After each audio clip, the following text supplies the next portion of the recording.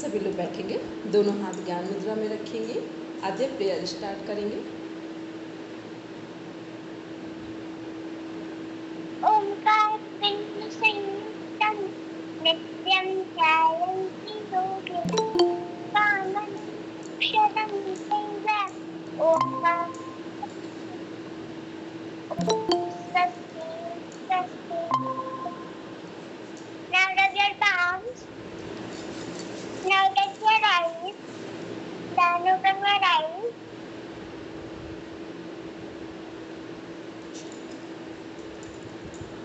सभी लोग अपना सिलेबस लेकर बैठे। अब जो लोग अपना अपना कैमरा ऑन कर सकते वो ऑन करेंगे, सिलेबस अपने सामने रख लें।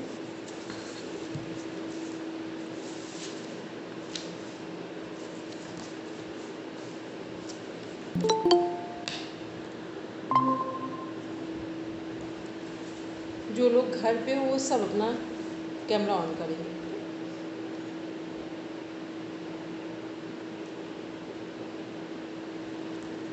चलिए, पहले तो वो लोग हैंड रेस करें जिन्होंने सिलेबस प्रॉपर रीड किया है।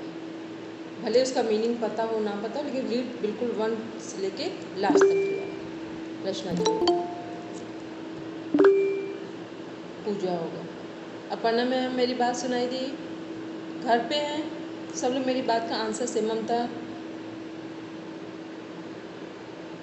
मोनिका मैम। अच्छा, मोनिका मैम ने बोल दिया, ठीक है। चलो जी दीदी, हमने कहा बस कर रही हूँ, अभी ऑन कर रही हूँ। आराम से करिए। ममता सिलेबस रीड कर पाए पूरा? जी मैम, ये एक कॉपी देखिए। हाँ चलो, मोनिका सिलेबस रीड किया है पूरा? हेलो मोनिका। मोनिका मैम नहीं बोले, मोनिका बोल रहे हैं। मोनिका सिलेबस रीड किया है पूरा? आवाज़ नहीं आ रही है। दिव्या सिलेबस रीड किया? पहला क्वेश्चन है मेरा कि किसने किसने अपना फर्स्ट पेपर और सिलेबस जो है उसको पूरा प्रॉपर रीड किया, पढ़ा है?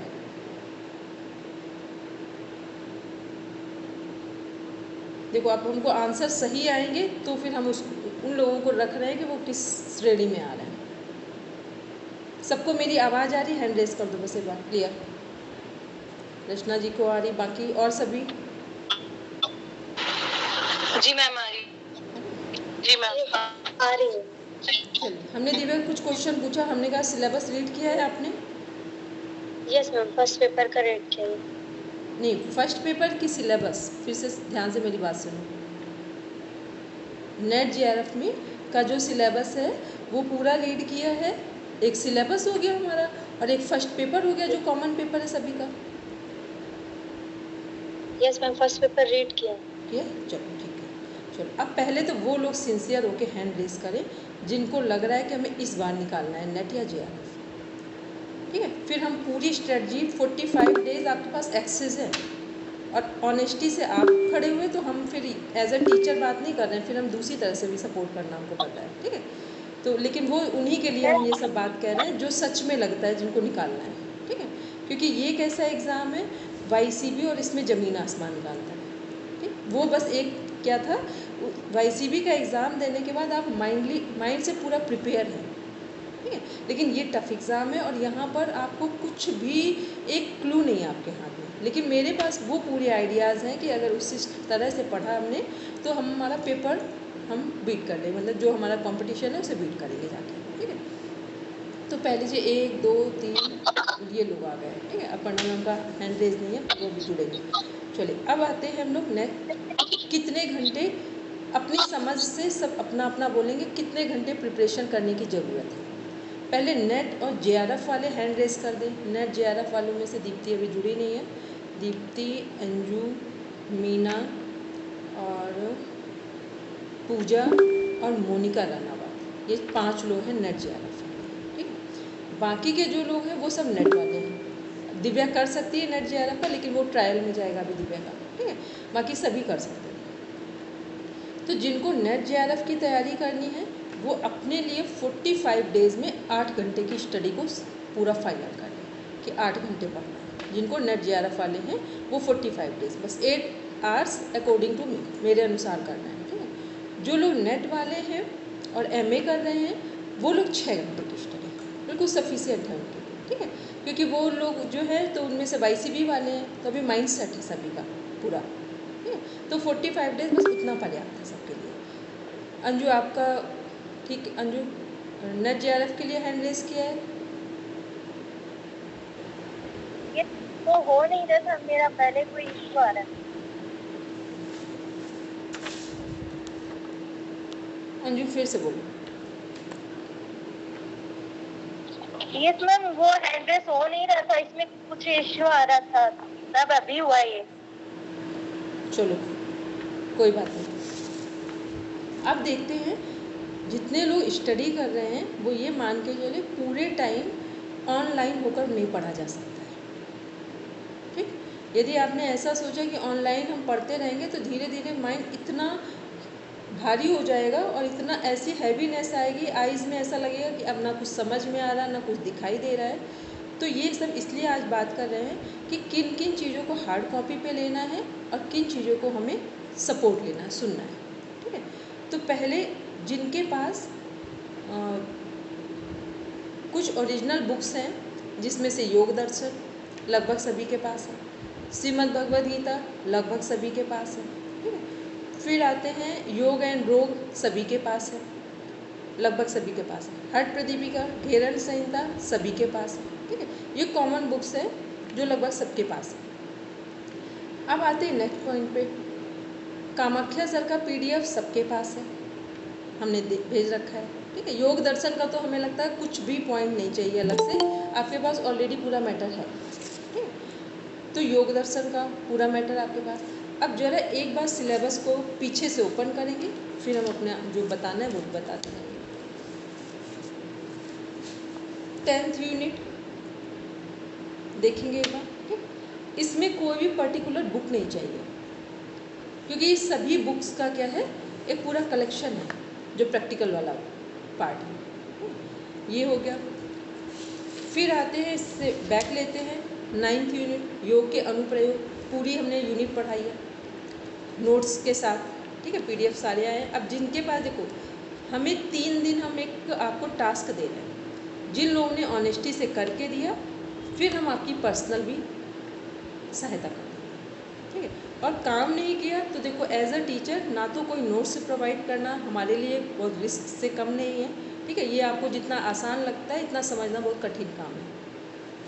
तो दूसरी चीज़ ये कि जो हमें 3 दिन में जो हम अभी कुछ टास्क देंगे, करके दिखा दिया तो हम समझ सकते हैं कि आपको 45 डेज में निकालना है। तो ये हो गया यूनिट 9 लगभग कंप्लीट, यूनिट 8 लगभग कंप्लीट। और ये वो उन लोगों के लिए भी है जो YCB वाले भी इसमें है। अब YCB वाले भी नहीं कह सकते कि ये हमारा कंप्लीट नहीं है यहाँ पर, ठीक। और फिर योग एवं स्वास्थ्य 4th यूनिट, ये 4 यूनिट यहाँ से। अब बैक आएंगे, सेकेंड यूनिट देखेंगे, सॉरी फर्स्ट देखेंगे पहले, फर्स्ट पे आते हैं। फर्स्ट यूनिट ध्यान से देखेंगे, लगभग कंप्लीट फर्स्ट यूनिट, ठीक। ये YCB वालों के साथ भी कनेक्ट हो रहा है, कि ये नहीं कहेंगे कि वो अगर वो इतने दिनों से तैयारी नहीं कर रहे थे तो वो ये बोले कि उनकी कंप्लीट नहीं है, ठीक है। फिर आते हैं सेकेंड यूनिट में, नीचे वाला पार्ट देखेंगे, श्रीमद् भगवद गीता और योग वशिष्ठ, ठीक। श्रीमद् भगवद गीता और योग वशिष्ठ, ये दोनों ही आपके कंप्लीट हैं। सब टिक करते जाना भी। फिर देख रहे हैं यूनिट 4 पूरी कंप्लीट है, रिवीजन भले चाहिए, यूनिट पूरी कंप्लीट है, ठीक है। अब आप ध्यान से देखिए, अगर पूरे सही ढंग से देखेंगे तो 6 यूनिट लगभग कंप्लीट हो गई, ठीक। अब 6 के बाद कितनी बच रही है यूनिट? एक जो राजयोगिक उपनिषद है, इनको पढ़ाना है हमको, उपनिषद दोनों ही, जो सेकंड और थर्ड दोनों, ठीक है। 2 यूनिट हो गई। फिर 5th वाली जो यूनिट है हठ योग, इसमें भी आप देखेंगे जो हमारी मेन बुक्स हैं, जिसमें से पहली हमारी हठ प्रदीपिका, दूसरी घेरण संहिता और तीसरी हठ रत्नावली, 3rd नंबर, ठीक। इतना कह सकते हैं कि ये अगर तीनों बुक को हम एक साथ मर्ज करें तो आपका 50% कोर्स यहाँ तैयार है। तीनों को एक साथ करेंगे। हालांकि ये काफ़ी बड़ी यूनिट है, लेकिन तीनों को एक साथ करके कह सकते हैं 50%। बाकी हमें ये पूरा पढ़ाना पड़ेगा, ये बड़ी यूनिट है, इसमें अपने आप में कंप्लीट बुक्स हैं सब। ठीक है, तो 2 उपनिषद वाली हो गई और तीसरे नंबर की 5th ये यूनिट हो गई। अब आते हैं, इसी में सामान्य मनोविज्ञान भी जुड़ा हुआ है हमारा। ठीक है, ये हमें लगभग पूरा पढ़ाना पड़ेगा, थोड़ा वैसे भी वालों को पढ़ा है लेकिन ये पढ़ाना है। फिर इसी में हमारा मानव शरीर संरचना, क्रिया विज्ञान, आहार एवं पोषण। तो जो हमारा एनाटॉमी फिजियोलॉजी है, जो 6 लेवल में अभी पढ़ा है सबने, वो लगभग कंप्लीट है। ठीक, जिन्होंने नहीं पढ़ा है उनके लिए भी, उनसे भी हम बात कर रहे हैं, लेकिन जो 6 लेवल वाली पढ़ कर आए हैं उनके लिए बोल रहे हैं। जो मानव शरीर क्रिया विज्ञान परिचय, ये पूरा कंप्लीट है आपका, क्योंकि लगभग सबके डायग्राम कंप्लीट है, सबको मेंटली प्रिपेयर है, डायग्राम कंप्लीट है। ठीक, तो उनका फंक्शन, उनके ऑर्गन्स क्या है, उनका फंक्शन क्या है और कौन सी डिजीज़ हो सकती है, हाइपो क्या है, हाइपर क्या है, लगभग जितने इसमें के अंदर जो भी कंटेंट आ सकता है वो पूरा कंप्लीट है। फिर आहार एवं पोषण, ये भी कंप्लीट है। इसमें जो वहाँ पे पढ़ाया था, even vitamin A, vitamin B, vitamin C, वो सब हो गए। फिर वो थायमिन, विटामिन 6 की कमी से कौन से रोग हो रहे हैं, उनके जो हमारे रासायनिक नेम थे, केमिकल वाले जो नेम थे, और उनसे कौन से केमिकल यदि हमारे ग्लैंड से सिक्रेट हो रहे हैं तो उनके सिक्रेशन को मैनेज करने के लिए या ठीक करने के लिए कौन से विटामिन की ज़रूरत है। ठीक, ऐसा लगभग हम लोगों ने पूरा पढ़ा है वहाँ पर, क्योंकि इसमें जो हेमंत भैया ने तैयार किया था उसमें हमने लगभग सारी चीज़ें ऐड कराई हैं वहाँ पर फिर भी कुछ चीज़ें हैं तो उनको हम देखेंगे।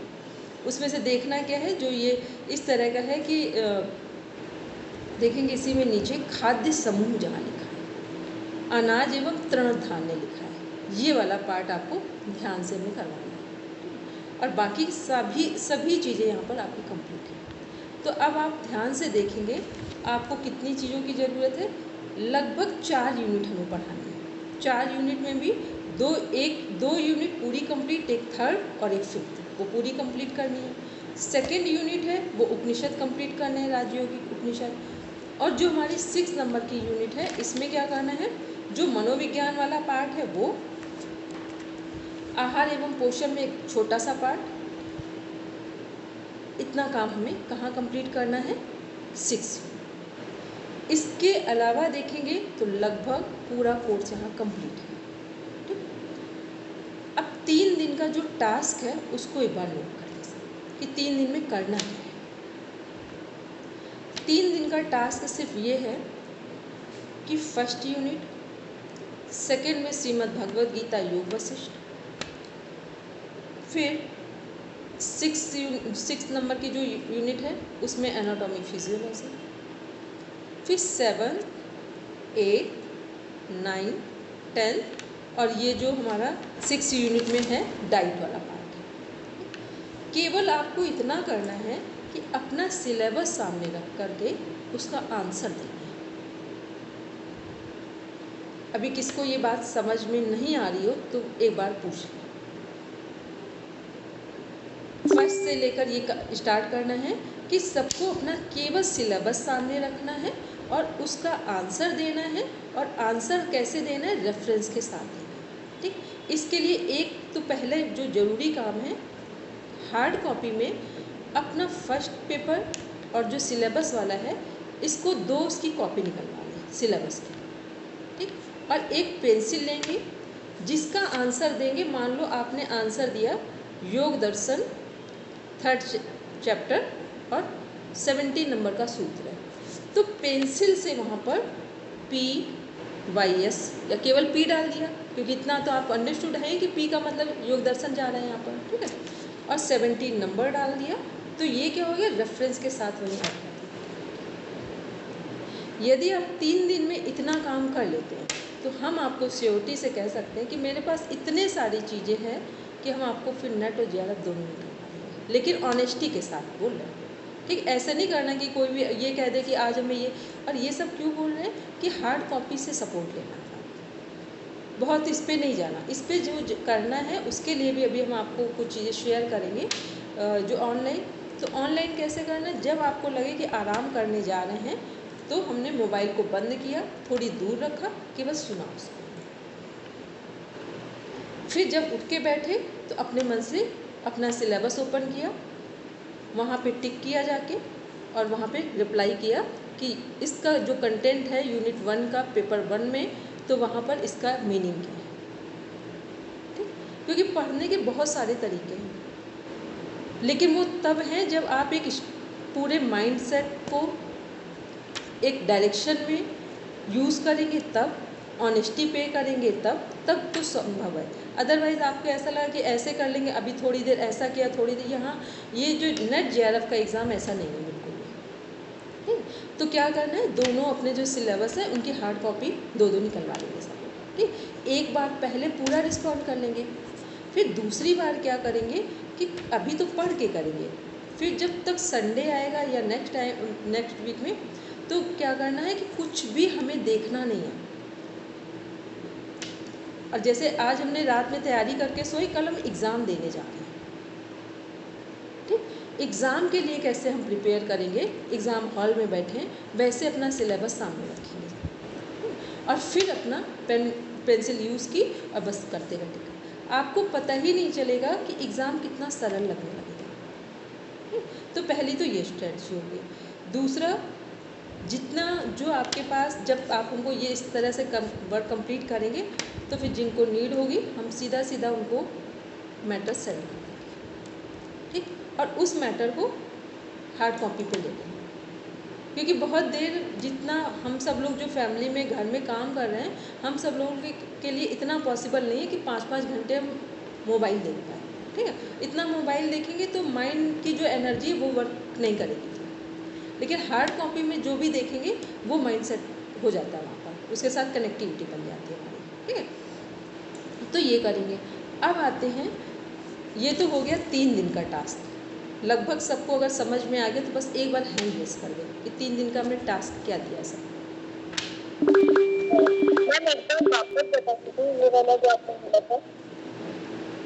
हमने बोला कि ये जो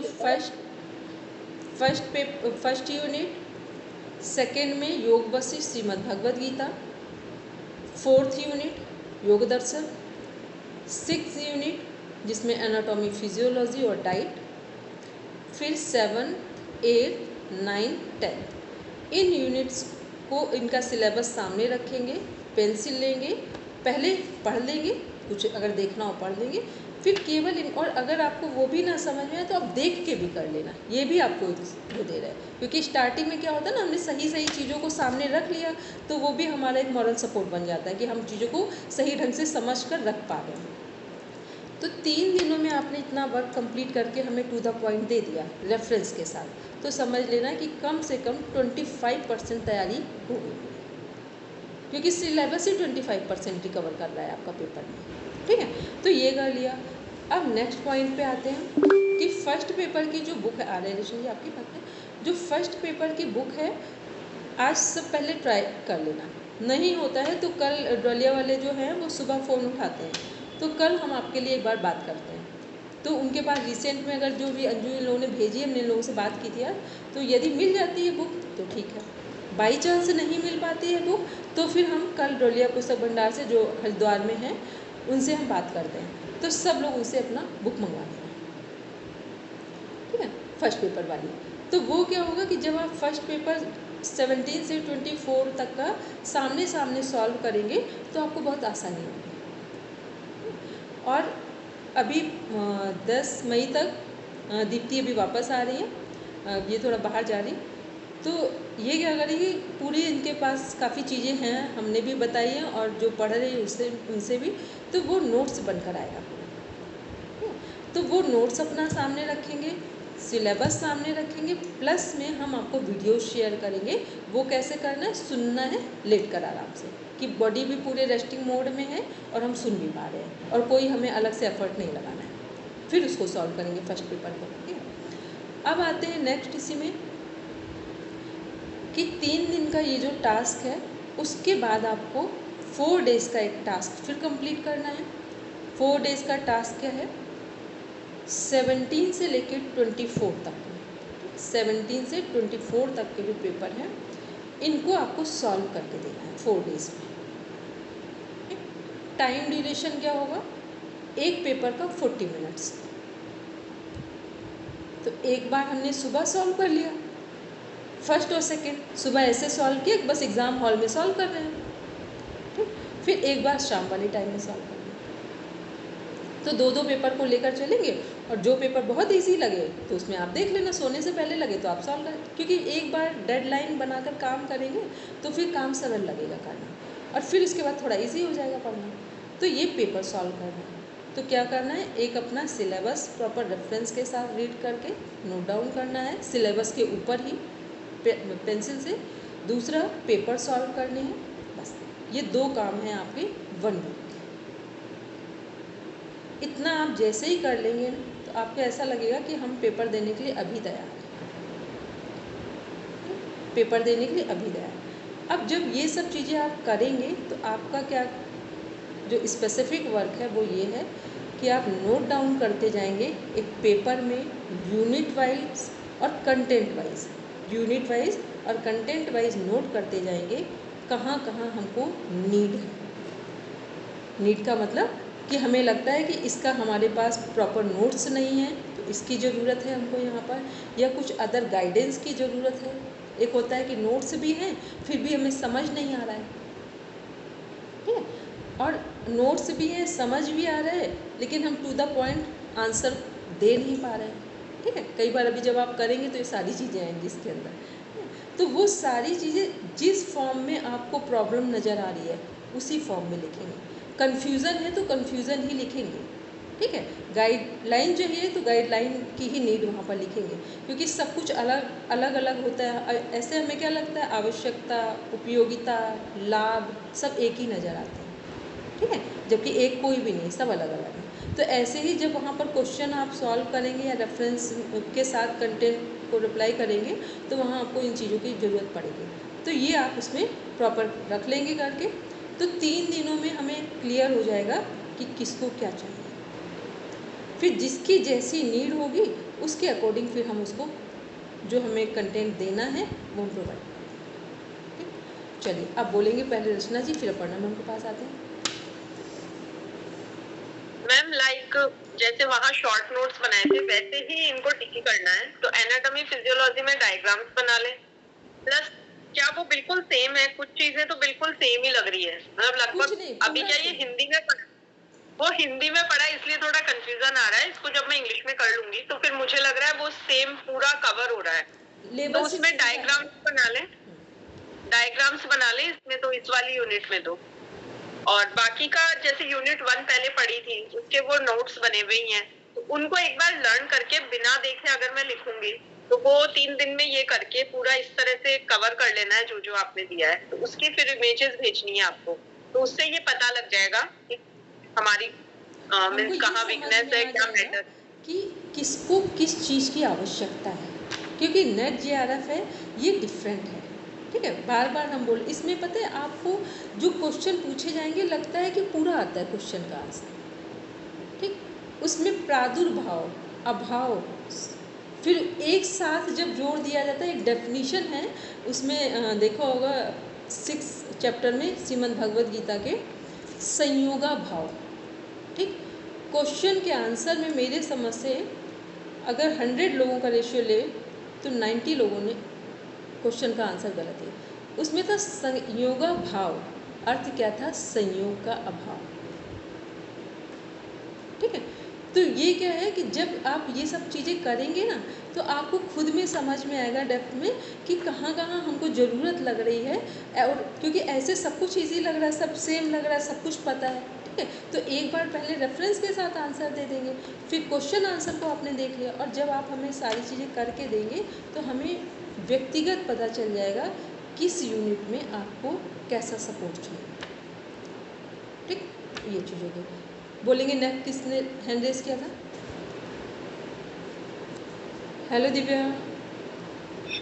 जी मैम ये पूछना था, मैम सिलेबस के ऊपर ही टिक करके करना है या कॉपी पे लिख करके यूनिट सॉल्व करना है? नहीं, अभी सिलेबस के ऊपर लिखना है, पढ़ना कॉपी से, की नोट्स बनाना कॉपी पे बनाना, लेकिन सिलेबस के ऊपर लिखने से क्या होगा कि आपको ये पता चल जाएगा कि पूरा सिलेबस आपके माइंड में है।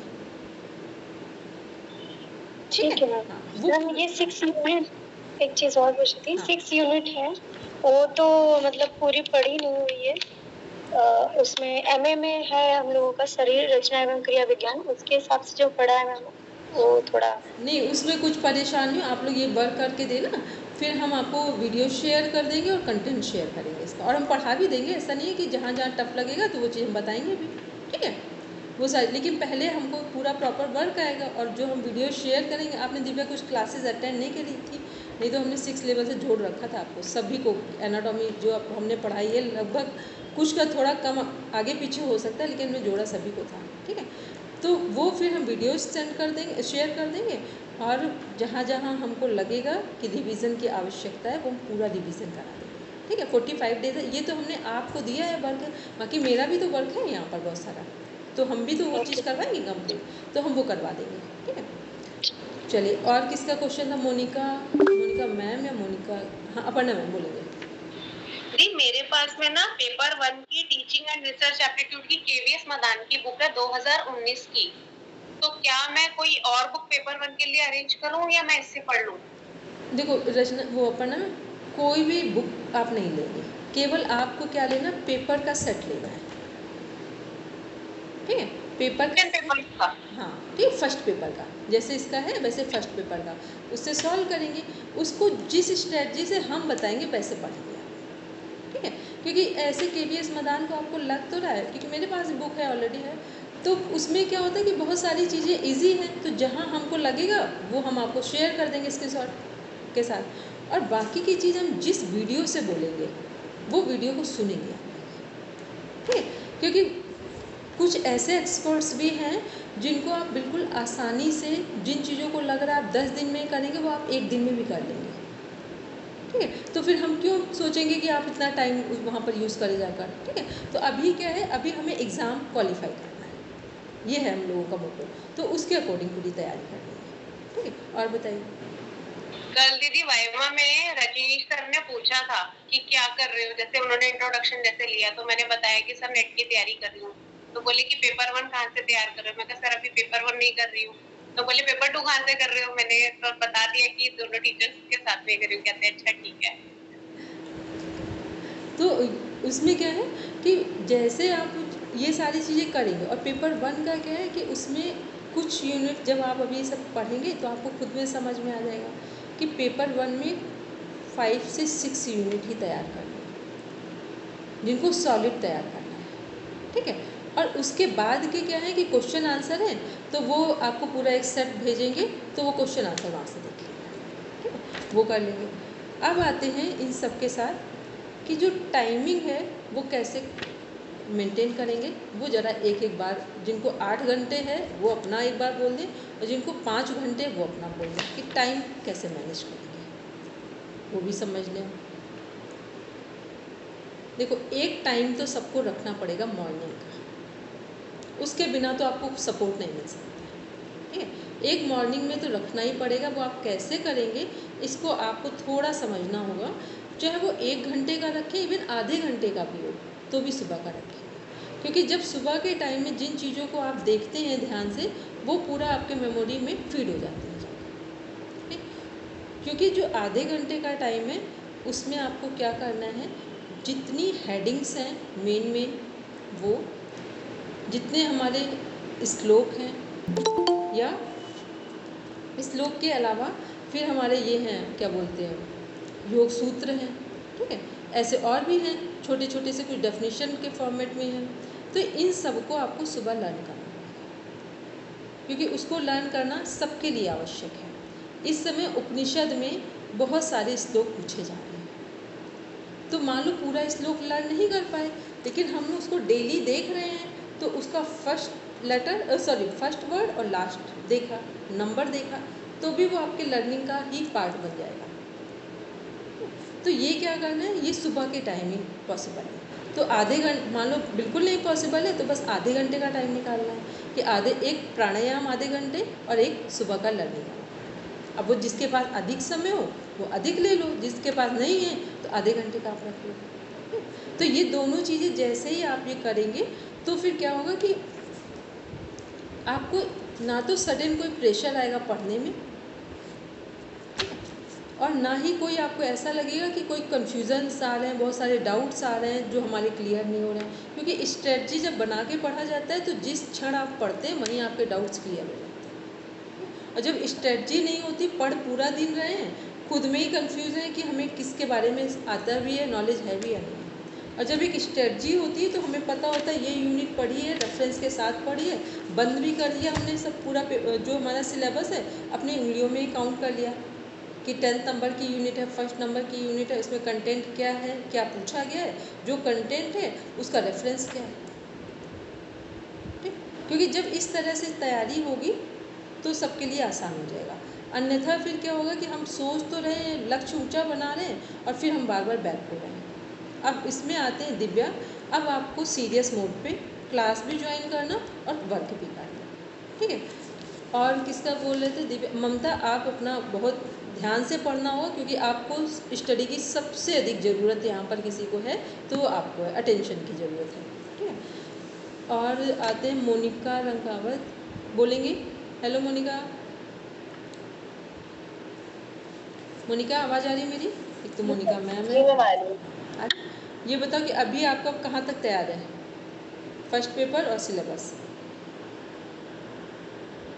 मैम फर्स्ट पेपर एक बार पढ़ा हुआ, उसका रिवीजन करना है और क्वेश्चन पेपर सॉल्व करने अब स्टार्ट करूँगी।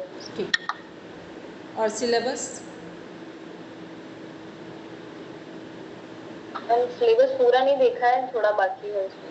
ठीक है, इतने दिन हो गए, बताओ कैसे सब लोग पढ़ रहे हो कि अभी सिलेबस पूरा देखा नहीं है। ठीक, अब ऐसी बात कोई नहीं करना, अब 3 दिन में देख लेना सब लोग अपना अपना सिलेबस, ठीक है। अब आते हैं नेक्स्ट पॉइंट पे, जो हमारा योग दर्शन बुक है उसमें से जब ये सॉल्व कर रहे होंगे 4th यूनिट यहाँ पर, तो योग दर्शन बुक पर टिक करते जाएंगे, जो मेन उसके सूत्र हैं वो लर्न, जिसमें से पूरा अष्टांग योग लर्न करना, ठीक है। वृत्तियाँ पूरी लर्न करनी है, तो 5 हैं।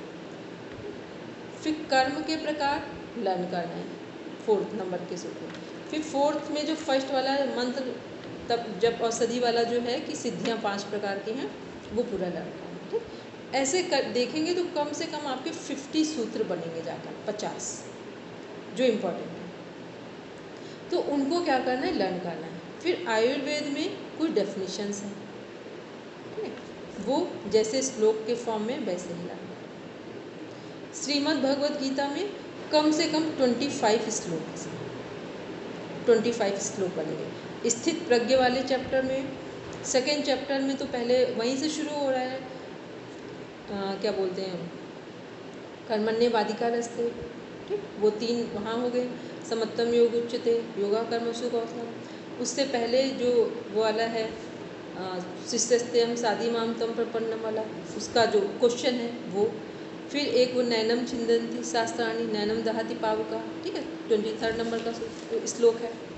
और स्थित प्रज्ञ में क्रोध वाला उसमें देखेंगे कम से कम आपके 10 सूत्र बने, 10 श्लोक हैं श्रीमद् भगवद गीता।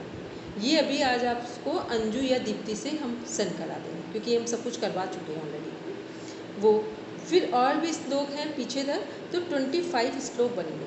तो आपको क्या करना है, लर्न हो जाए उतना लर्न करेंगे, नहीं लर्न होगा तो चैप्टर नंबर, श्लोक नंबर को देखेंगे, तो वहाँ पर कोई जब क्वेश्चन आएगा तो कोई कन्फ्यूज़न नहीं होगा, ठीक है। ये और ऐसे ही उपनिषद में है, तो उपनिषद के कम से कम 40 श्लोक हैं उपनिषद में जिनको देखना है। लर्न हो जाए अच्छा है, नहीं लर्न हो तो पूरे आराम से आधे घंटे शांत बैठकर देखना है, बस वो देखना भी आपके एग्ज़ाम के पॉइंट ऑफ व्यू से कंप्लीट पार्ट हो जाए। क्योंकि तैयारी कर रहे हैं तो फिर उसमें एक भी होता है ना कि युद्ध करने जा रहे हैं तो हथियार पूरे लेके जाना है, क्योंकि हमको अभी तक यकीन नहीं होता है कि ऐसा नहीं किया तो भी कर लेंगे, वैसा नहीं, हमको लगता है पूरा कंप्लीट तैयारी के साथ जो फिर उसमें जो भी आएगा तो वहाँ कुछ दिक्कत नहीं होगी। अदरवाइज़ लगेगा कि ऐसा हो सकता था, वैसा हो सकता है, ये तब होता है जब मेहनत करके नहीं जा रही है, इस तरीके से नहीं पढ़ रहे हैं वहाँ पे। अब देख रहे हैं इसमें ये तो हो गया इसका पार्ट। डेली सोने से पहले क्या करना है, 45 डेज़ की जो स्टडी है, और हाँ 45 डेज़ में जैसे ही हमारा 35 डेज़ होंगे पढ़ाई अपनी बंद कर देंगे, ठीक। 35 के बाद पढ़ाई, डेज़ के बाद पढ़ाई बंद करेंगे, क्योंकि ये जो आखिरी समय तक पढ़ाई होती है इससे डल और इससे लोवेस्ट पॉइंट कोई भी नहीं, ठीक। पढ़ने का मीन्स होता है कि 15 डेज़ 1 मंथ, 15 डेज़ तो लास्ट होता है, वैसे होता 1 मंथ का है, कि यदि हमारा कॉन्सेप्ट 1 मंथ पहले कंप्लीट है तो ये एग्ज़ाम मेरा है, ठीक। फिर लास्ट 15 डेज़ है, तब क्या करना है, जो 10 डेज़ हैं उसमें केवल अपना सिलेबस, अपने पेपर सॉल्व करना, ठीक, और कुछ नहीं करना। और ये अभी आपके पास पूरा टाइम है जिसमें आप सारी चीज़ें कर लेंगे। तो ये तो रात में सोने के समय क्या करना है, डेली अपना सिलेबस देख कर सोना है, पूरा अपना पेन पेंसिल उठाया, एक बार पूरा ध्यान से सिलेबस देखा, क्योंकि जब आप अभी ये सब कर लेंगे तो देखेंगे सिलेबस देखने की स्पीड बढ़ जाएगी, फिर इतना टाइम नहीं लगेगा जितना अभी स्टार्टिंग में लग रहा है, उतना नहीं लगेगा, तो वो स्पीड अच्छी मेंटेन हो जाएगी। तो बस 15 से 20 मिनट बस सिलेबस को देखते गए पूरा, कि इस सिलेबस में क्या डिमांड की जा रही है या क्या पूछा जा रहा है, ये हो गया। और फिर एक स्ट्रेटजी है इसमें, यूट्यूब में भी है, अब उसको देखते कैसे मैनेज करते हैं। जैसे मान लो हठ प्रदीपिका है या 5th यूनिट है, 1st यूनिट है, जो 1 से लेके लास्ट 10 तक की है, इनमें क्या है कि एक एक यूनिट के 200-300 क्वेश्चंस हैं। तो ये तब सॉल्व करना है जब हमें पूरा पेपर रेफरेंस के साथ कंप्लीट हो गया है, मतलब पेपर का सिलेबस कंप्लीट हो गया है, तब वो सॉल्व करेंगे जाके। तो वहाँ पे क्या होगा कि पहले हमने सभी चीज़ों के बारे में हमारे पास नॉलेज है, तो सॉल्व करेंगे, एक सपोर्ट मिलेगा, और फिर भी उसमें कहीं कुछ क्रॉस क्वेश्चन आएंगे तो समझने में आसानी होगी, फिर उसके लिए फिर हम बैठे हैं, ऑलरेडी हम उसमें बताएंगे आपको क्या करना है, ठीक। अब आते हैं डिजीज़ पे बात करते हैं, जो 8th यूनिट है डिजीज़ ओरिएंटेड। इसको क्या करना है, एक डिजीज़ कंप्लीट की, मान लो श्वसन संबंधी रोग है, फिर नीचे कार्डियोवास्कुलर, सर्कुलेटरी सिस्टम, फिर अंतःस्रावी, फिर ओबेस्ट्रिटिस का, फिर जठरांत्रिय विकार, मांसपेशीय स्नायु विकार या मानसिक विकार। तो यहाँ पर एक एक डिजीज़ को समझना तो है, लेकिन एक एक डिजीज़ को अलग अलग डिफाइन नहीं करना है, क्योंकि अगर श्वसन संबंधी जो भी रोग होगा उसका ट्रीटमेंट सेम होगा।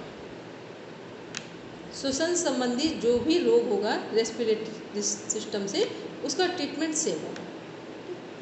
कार्डियोवास्कुलर में जो भी प्रॉब्लम्स होंगी ट्रीटमेंट सेम होगा, ठीक। इस बात को अगर आपने इतने दिनों से पढ़ रहे हैं तो ये बात लगभग समझ में भी आई होगी, ठीक है।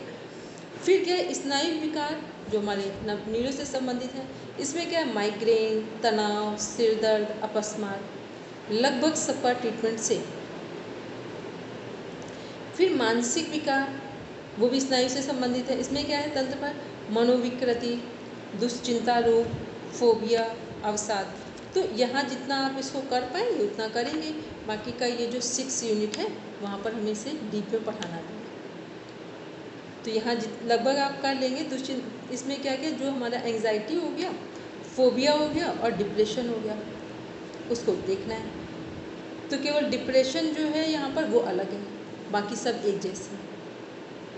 तो ये समझ कर चलना है कि कौन सी चीज़ें एक लाइन में कनेक्ट हो रही है, क्योंकि कई बार होता है हम सबको लिखना, अब हम नोट्स बना रहे हैं तो हम क्या करते हैं, फिर सब नोट्स बना रहे हैं, अरे जो चीज़ें सेम है उनका नोट्स नहीं बनाते हैं, बस उनका हमने कॉस्ट फैक्टर देख लिया, ट्रीटमेंट सेम जा रहा है, तो उनकी नोट्स बनाने की हमें आवश्यकता नहीं है।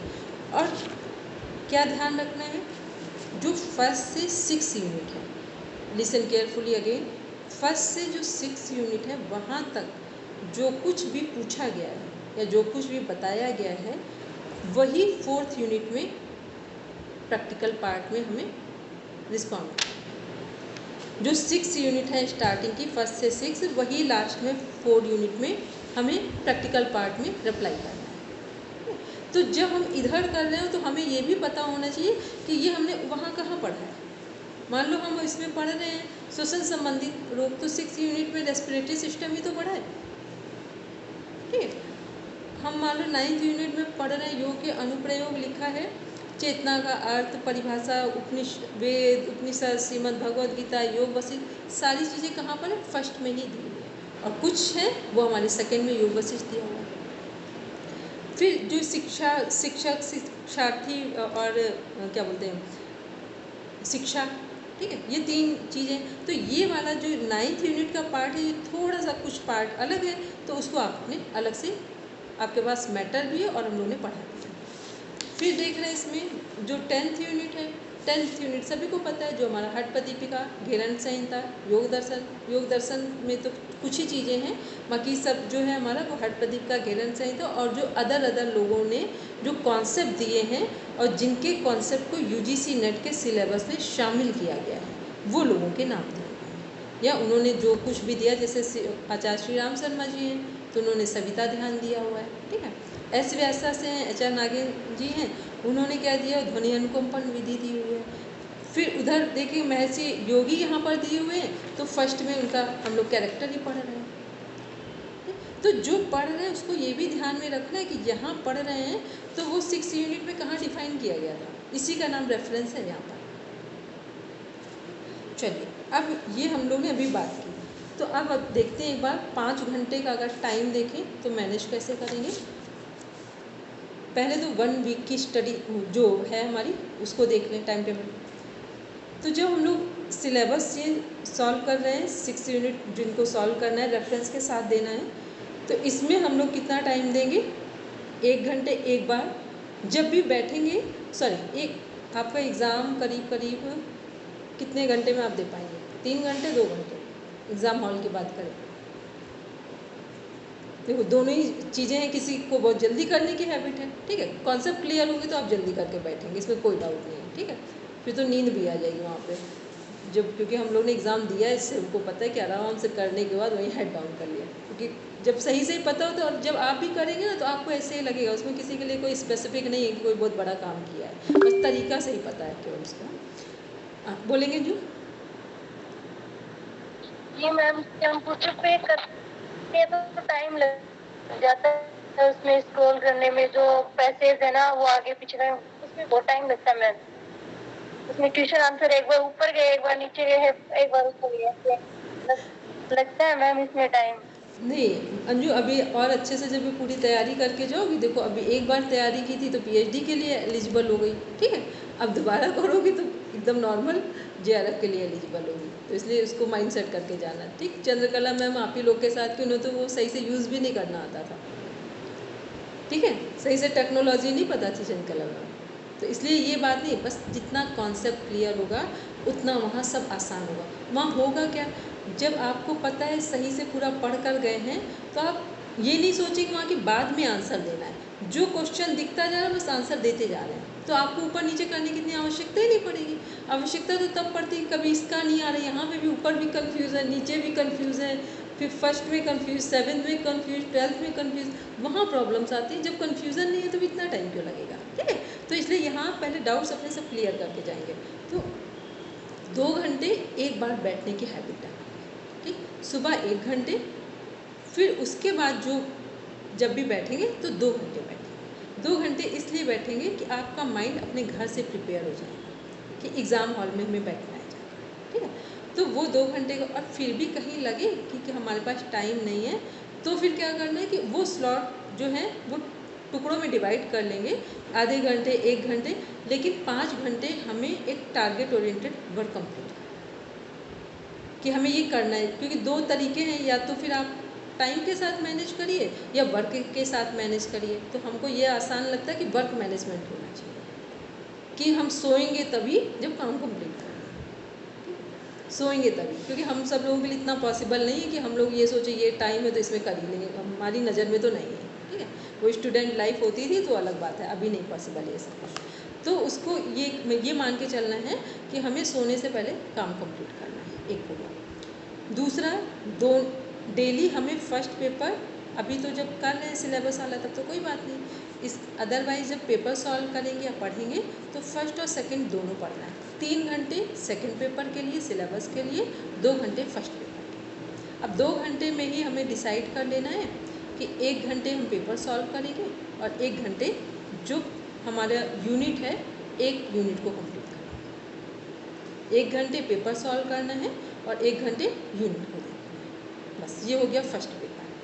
सिलेबस में आते 3 घंटे में, यहाँ 2 घंटे यूनिट को पढ़ना है पूरा प्रॉपर वे में, 1 घंटे में पेपर सॉल्व करना है, या फिर हमें लगे कि पेपर कई बार हमने सॉल्व कर लिया है तो फिर अदर क्वेश्चन की सीरीज सॉल्व करना है कि कभी यूनिट 1 की, कभी यूनिट 2 की, जो भी लगा उसको सॉल्व करते जाएं। क्योंकि जिस जिस यूनिट की सीरीज़ में आपने 300 to 500 क्वेश्चन सॉल्व कर लिए, आप देखेंगे आपको सब आसान लगेगा। अपर्णा मैम एक बात बताइए, आपके पास क्वेश्चन आंसर वाली कोई बुक है क्या? कौन सी है वो बोली जाए? जी वो मंगाई थी, उसमें सारे वो क्वेश्चन पेपर्स हैं।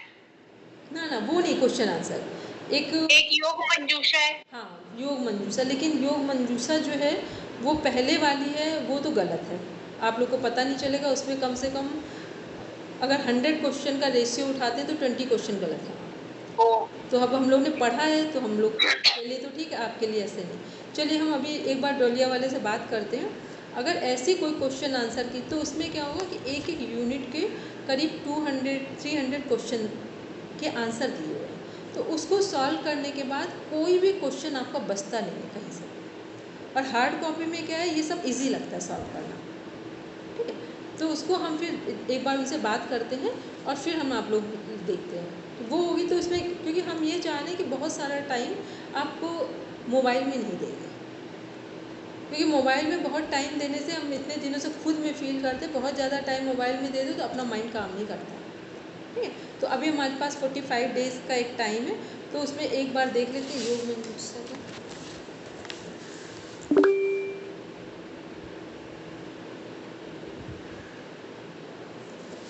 बोलेंगे दर्शन जी? मैम आपने मॉर्निंग बोला तो मॉर्निंग का मतलब वो अर्ली मॉर्निंग ही काउंट होगा, जैसे 6 से 6:30 प्राणायाम करते हैं। अब अगर मैं अपना मॉर्निंग का 8:30 रखती हूँ तो वो लेट हो जाएगा क्या? जितना सूर्योदय के पास का टाइम होता है ना, उतना मेमोरी में फीडिंग बहुत हाई लेवल की होती है, ठीक है। देखो 45 डेज़ की एक स्ट्रेटजी है, अगर नहीं पॉसिबल हो तो ऐसा फिर माइंड सेट नहीं करेंगे, क्योंकि ये भी ध्यान रखें घर में भी पूरी शांति चाहिए, ठीक, और एक सुव्यवस्था चाहिए। अगर ऐसा लगे कि नहीं पॉसिबल हो रहा है तो फिर 8:30 का रखेंगे, ठीक? क्योंकि एक बार जब आप कुछ भी काम ना करने से पहले पढ़ देते हैं तो वो एक अलग फीलिंग होती है माइंड की, और जैसे ही आप थोड़ा बहुत काम करने लगते हैं तो बॉडी दूसरे साइड में डाइवर्ट हो जाती है। तो एक बार चाहे वो और आपको कम लगे टाइम ना, 15 मिनट का निकाल लेना। एक होता है कि जैसे बिस्तर से उठे बस हमने वहीं पढ़ दिया, तो वो 15 मिनट आधे घंटे जो भी टाइम आप रखेंगे वो आपके लिए बिल्कुल एक बोनस वाला टाइम है, ठीक। नहीं आधे घंटे का 15 मिनट आप रख लेना। रात में सब पहले हमने फाइनल डिसाइड कर लिया कि क्या क्या चीज़ें हमें मॉर्निंग में रिवीजन में लेना है, ठीक है, तो बस वो 15 मिनट का टाइम दे दिया, ठीक है। तो ऐसे कर लेंगे, तो ये हो गया। अब किसी का अभी कोई क्वेश्चन हो तो आप पूछ लें। हाँ बोलेंगे अंजू, आपकी आवाज़ मेरे पास अभी भी सकती है, बोलेंगे मैम ये बोलते 1 मिनट। मतलब 8 घंटे कैसे डिवाइड करने हैं, आपने 5 से बता दिया।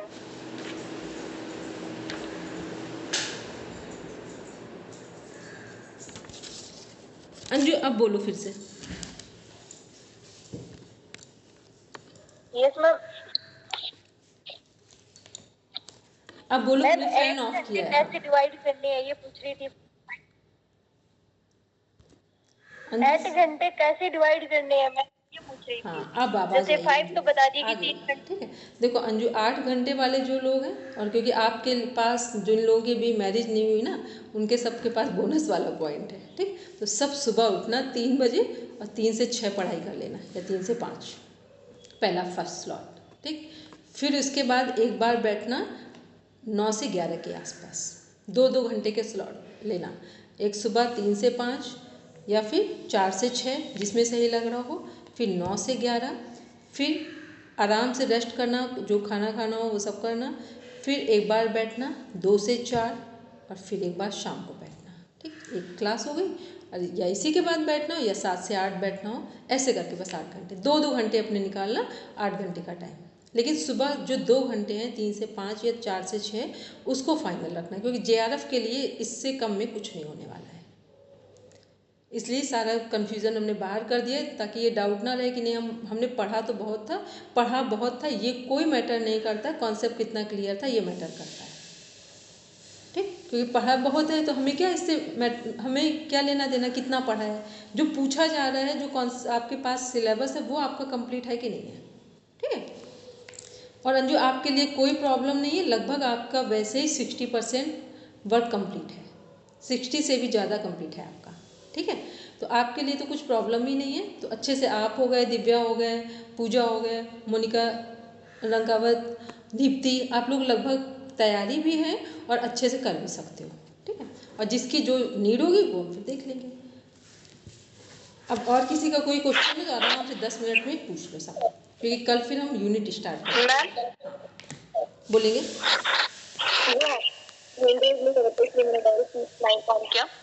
मैम ये जो 6 यूनिट है आहार एवं पोषण वाला जो पॉइंट है इसका, उसके लिए ये वाली बुक ठीक है क्या? आहार विज्ञान एवं पोषण डॉक्टर वृंदा ममता, पहले ना मेरी एक बात मानोगे, आप ना किसी चीज़ में नहीं जाना, आप पहले जो उसमें सिलेबस 6 में पढ़ रहे थे या जो हमारा सिलेबस है उसको पढ़ना शुरू करो। ठीक है, आहार एवं पोषण विज्ञान तो इतनी बड़ी बुक है, उसको आपको इतनी क्या ज़रूरत है, जो आपके पास नोट्स PDF है उससे पढ़ना। ठीक है, इतना टाइम नहीं है जो आप इतनी बड़ी बुक कवर कर पाओगे। मैम इसमें पॉइंट पढ़े अच्छा, क्योंकि वो है नहीं, अभी आप मेरी बात सुनोगे, पहले अपना सिलेबस रीड करके रखना रेफरेंस के साथ। ठीक, ये काम जब आप कर लोगे तो आपको कुछ नॉलेज होगा। अभी आपने सिलेबस पढ़ा नहीं है इसलिए आपने ये बात की है। ठीक है, तो पहले इसको सिलेबस को प्रॉपर पढ़ना, फिर इसके बाद हमको जब बताओगे तो हम समझ पाएंगे आपने मेरी बात कितनी समझी है। बोलेंगे पढ़ना? 2019 की है वो। नहीं, इसमें क्या है, उसमें बहुत सारी गलतियां हैं पढ़ने में। ठीक है, कुछ को तो हमने भेज दिया था, लेकिन हमने जो दोबारा सही होकर आई है बुक, वो अभी डोलिया वाले से पुस्तक भंडार में जो हैं देते हैं, उनसे एक बार बात करनी है। ठीक है, इन सब में बहुत सारे करेक्शन आए थे बुक्स में, तो हम लोगों ने भेज तो दिया था, लेकिन अभी उसमें कितना सही हुआ है तो हमने दूसरी बुक मंगाई नहीं थी फिर। तो दीदी ये जो करेक्शंस हुए 2019 के बाद हुए हैं? हम लोग ने तब किए हैं। ठीक है, तो अभी हम एक बार कल उनसे बात कर लेते हैं, बात करके फिर हम आपको बताते हैं। तो योग मंजूषा में है लेकिन योग मंजूषा क्या है कि अपने में बहुत सरल बुक है, बहुत ज़्यादा सरल बुक भी नहीं चाहिए। ठीक है, क्योंकि इसके क्वेश्चन आप पढ़ेंगी वही क्वेश्चन जैसे लग रहा है छोटे बच्चों के क्वेश्चन रिपीट हो रहे हैं। ठीक है, एक और क्वेश्चन है बुक, वो बहुत अच्छी है, लेकिन उसमें भी करीब करीब अगर उसमें 5000 क्वेश्चन है तो 5000 में उसमें कम से कम 400 क्वेश्चन वहाँ गलत है। ठीक है, तो वो इस तरह का हम नहीं चाहते। हम सब लोगों ने पढ़ा था पूरा डेप्थ में, तो हमको एक एक गलती पढ़ने में वही समझ में आए कि कहाँ गलत है। ठीक है, बुक से पढ़ा था, लेकिन अब इतना टाइम नहीं है और इतनी चीज़ें नहीं है, तो अभी आप लोग इस तरह का नहीं करें। हम एक बार उनसे बात कर लेते हैं, और या फिर अपना में उनका हो नंबर आपके पास तो आप ही बात कर लेना, क्योंकि हमने नंबर लगभग दिया हुआ है सबको, तो देख लेना आप लोग। तो जो रिसेंट की बुक हो वो लेंगे इस तरह की। और यही योग मंजूषा आ गई है, वैसे मेरे समय से दोबारा आई है मार्केट में, तो फिर दोबारा वाली आई हो तो वो ले लेंगे आप लोग। और किसी का अभी और किसी को कोई भी, क्योंकि ये तो हमने अपनी बात शेयर की, अब आप लोग की तरफ से और कोई नीड हो तो वो पूछ लेना, ताकि ये डाउट्स बार बार नहीं क्लियर करेंगे पढ़ने में। बाकी जो अंदर अभी पढ़ाएंगे वो अलग बात है। बोलेंगे पढ़ना में?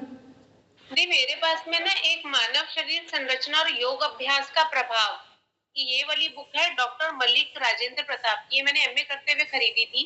तो इसमें क्या हर एक सिस्टम के बारे में, और फिर उसमें षटकर्म में, आसन में, प्राणायाम में, प्रत्याहार में क्या क्या प्रभाव कहाँ का पड़ रहा है। बुक बहुत इजी लैंग्वेज में है।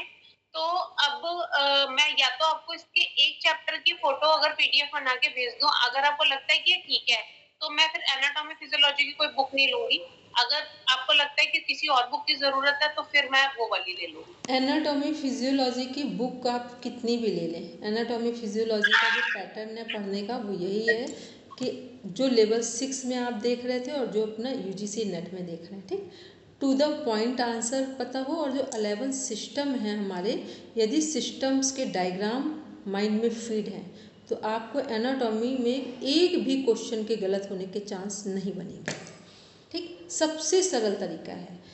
और क्योंकि अभी हम लोग इस बात को समझ नहीं पाते, मान लो एनाटॉमी फिजियोलॉजी है तो जब हमें पूरे सभी सिस्टम पता है, उनके ऑर्गन्स पता है, उनके फंक्शन पता है, उनकी कनेक्टिविटी पता है, तो अब इसके अलावा बचे क्या एनाटॉमी फिजियोलॉजी में, ठीक है। फिर डिजीज़ वाला पार्ट अलग ही देख रहे हैं हम लोग, ठीक है। और जो 8th यूनिट है वहाँ प्रॉपर मेंशन ही है कि यम, नियम, आसन, प्राणायाम, मुद्रा, बंद, सटकन, वहाँ सभी चीज़ मेंशन है, ठीक है।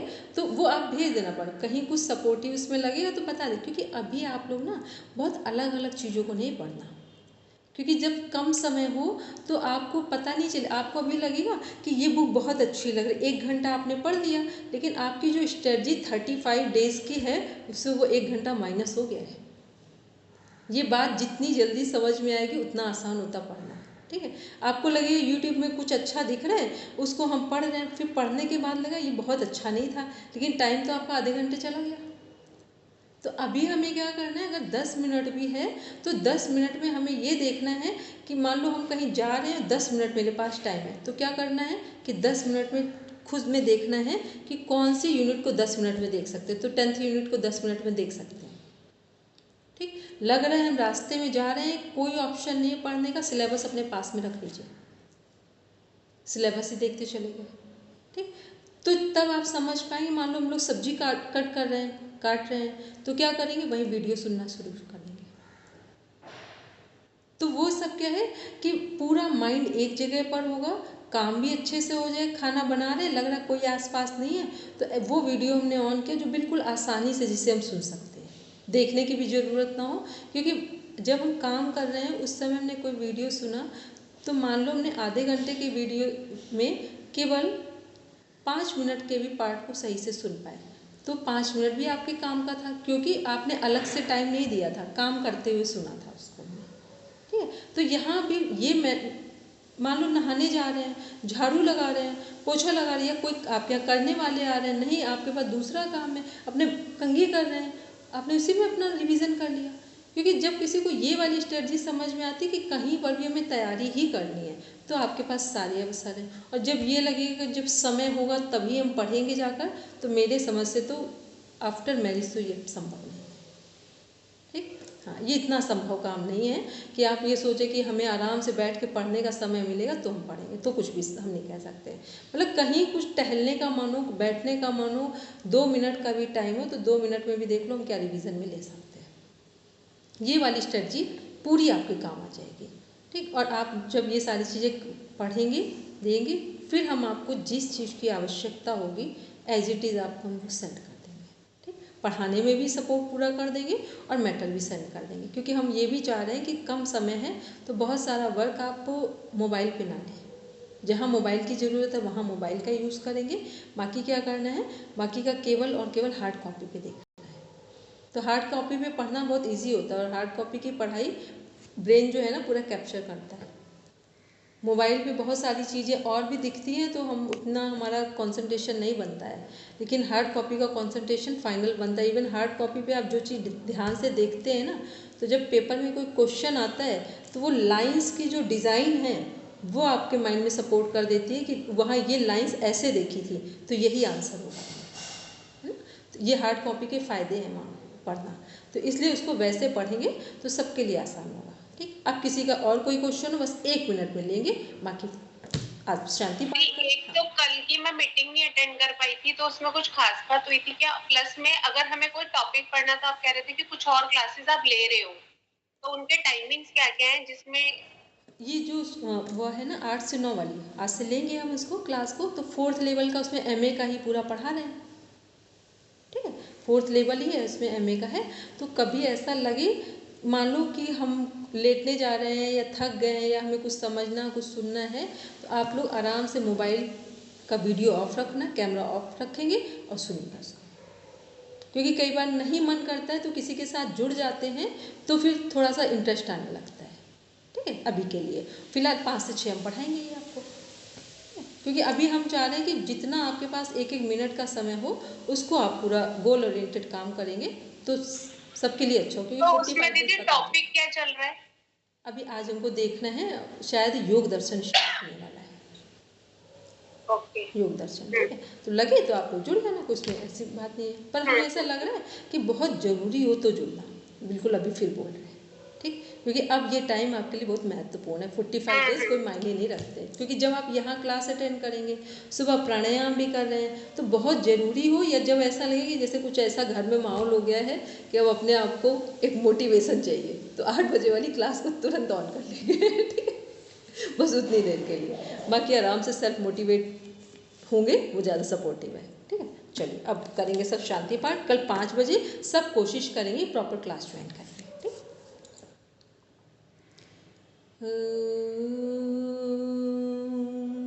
शांति शांति शांति,